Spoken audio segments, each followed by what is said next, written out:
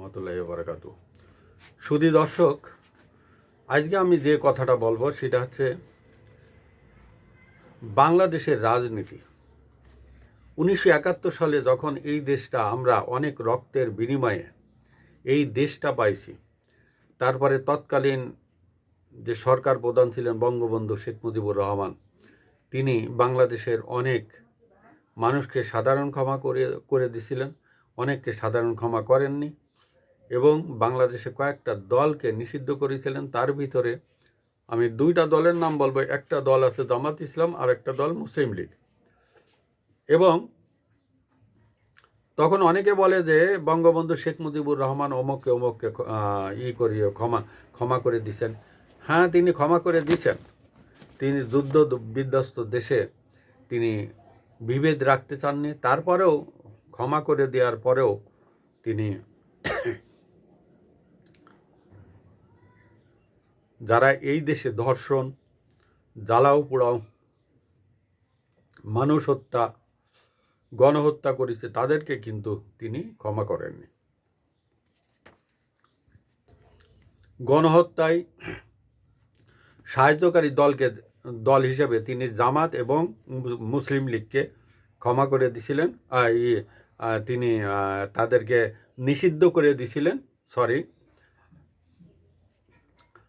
আর যেমন 27 বছর কারাভোগের পর নেলসন ম্যান্ডেলা শ্বেতাঙ্গদের ক্ষমা করে দিয়েছিলেন, কারণ তিনি সবাইকে নিয়ে দেশটা গড়তে চাইছিলেন। এবং বঙ্গবন্ধু শেখ মুজিবুর রহমান 1972 সালে তদ্রূপ বাংলাদেশের অনেক রাজাকারদেরও ক্ষমা করে দিয়েছিলেন, কিন্তু সবাইকে না। যারা সরাসরি অপরাধের সাথে জড়িত ছিল তাদেরকে তিনি ক্ষমা করেননি। তদ্রূপ বাংলাদেশের তিনি হত্যাকাণ্ডের শিকার হওয়ার পরে 1977 সালে আসেন প্রেসিডেন্ট জিয়াউর রহমান। তিনি একজন সামরিক প্রশাসক ছিলেন। তিনি ক্ষমতা নেওয়ার পরে এই দেশে তিনি নিষিদ্ধ ঘোষিত দলসহ অনেক দলকে তিনি স্বীকৃতি দেন এবং এই প্রেসিডেন্ট জিয়াউর রহমানের বদৌলতে, প্রেসিডেন্ট জিয়াউর রহমানের আশীর্বাদে বাংলাদেশের জামাত ইসলামী ক্ষমতায় আসেন এবং তারা এদেশে রাজনীতি করার সুযোগ পায়, মুসলিম লীগ রাজনীতি করার সুযোগ পায়। আর যখনই প্রেসিডেন্ট জিয়াউর রহমান এইটা ঘোষণা দেন, তখনই বাংলাদেশের চট্টগ্রামের নেভাল বেস থেকে একজন নৌবাহিনীর অফিসার তিনি পাকিস্তানের পতাকা নিয়ে তিনি দৌড় দিছিলেন এবং পাকিস্তান জিন্দাবাদ বলেছিলেন। তা যার কারণে প্রেসিডেন্ট জিয়াউর রহমান তিনি বিষয়টা বুঝতে পারে তিনি মুসলিম লীগ এবং জামাতের থেকে অনেকটা দূরে ছিলেন। এই মুসলিম লীগ জামাতের অনেক লিডার কিন্তু বিএনপিতে যোগদান করেছিলেন এবং তাদের ভিতরে যেমন শামসুল হক সাহেব ছিলেন এবং বর্তমান শামসুল হক সাহেব ছিলেন পররাষ্ট্রমন্ত্রী হিসেবে, এবং তখনকার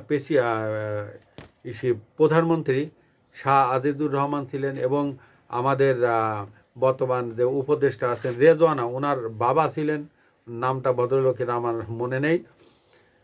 এখন এরকমের অনেক ডাক সাইডে ভালো ভালো লিডাররা তিনি এই জামাত এবং মুসলিম লীগ থেকে আনিছিলেন। তারপরেও এই দলটাকে, জামাতের জন্ম হয়েছে এই প্রেসিডেন্ট জিয়াউর রহমানের বিএনপির কারণে, কিন্তু সেই যে বিএনপি এই জামাতকে স্বীকৃতি দিল, যে বিএনপি এই জামাতকে আগলে রাখিছে আওয়ামী লীগের হাত থেকে বাঁচাতে, যে সব সময় তাদের বিপদে এগোয় আসছে, এই জামাত যখনই সুযোগ পাইছে তখনই কিন্তু বিএনপিকে গোকরা সাপের মতন ঠক্কর দিছে। যেমন তারা 1992 সালে রাজশাহী ইউনিভার্সিটি এলাকায় অনেকগুলো ছাত্র দলের কর্মী এবং লিডারকে পায়ের রক পর্যন্ত তারা কেটে দিছে। 1996 সালে আওয়ামী লীগের সাথে একসাথে আন্দোলন করে 96 সালে বিএনপিকে ক্ষমতাচ্যুত করে এবং এই বিএনপির বিরুদ্ধে তারা আন্দোলন করে। যে জামাত ইসলামী লিডারকে গোলাম আজমকে 1992 সালে সম্ভবত বা 93 হবে, ওই সময় কেসের শুনানিতে তৎকালীন বিএনপি সরকার তারা অনেক সাহায্য সহযোগিতা করেছিল গোলাম আজমের নাগরিকত্বের জন্য। সেই গোলাম আজমের নাগরিকত্ব দিছে বিএনপির বদৌলতে। সেই বিএনপিরকে তারা সাপের মতন ঠক্কর দিচ্ছে 96 সালে। এবং এই বিএনপি তাদের মন্ত্রিসভায় আনিছে 2001 সালে।